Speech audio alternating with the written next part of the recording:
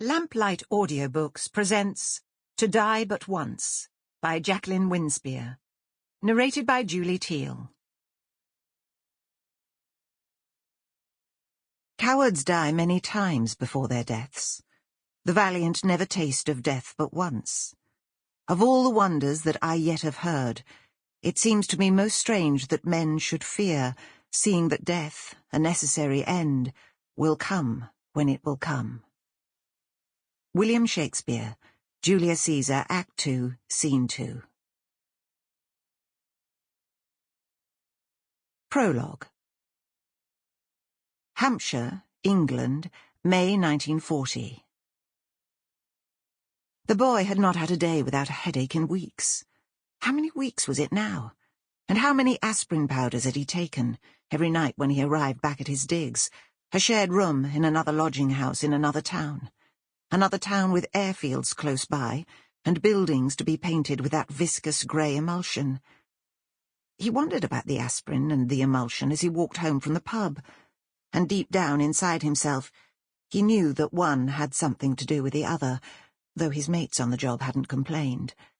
Not that he'd dare say anything. No, he had to keep his mouth shut, because he was lucky to have a job at all, so there was nothing to whine about. And, if truth be told, he should not have been at the pub drinking, but the landlord didn't mind, probably didn't even know. After all, the boy had come in with the older lads, and it's not as if he looked like an apprentice. He missed his mum. He'd never have mentioned it, not to any of the lads. They teased him enough about being the boy, though he might have said it to Freddie Mays. "Freddie, you would love my mum's spotted dick pudding." And he described the way she kneaded the suet dough, how she added handfuls of sultanas, currants and raisins. Then she'd take a large square of clean white cloth, place the round ball of dough in the middle and tie the ends nice and tight. Then it would go into the saucepan of boiling water to steam for hours. Hours it would be, and the sweet smell would envelop the kitchen. And if the pudding had been put on the heat later in the day, it would be long after supper time that she'd take it out of the saucepan, unknotting the hot, wet cloth with her fingertips. Then she'd spoon the pudding into bowls and pour a big dollop of Tate and Lyle golden syrup onto every helping. If it was a Sunday, she'd make custard. She'd said in a letter that they were having to cut back on sugar, what with the war. But he couldn't complain. Not really.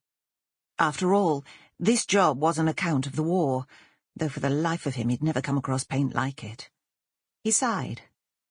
At first he'd had trouble getting used to the Sample complete. Ready to continue?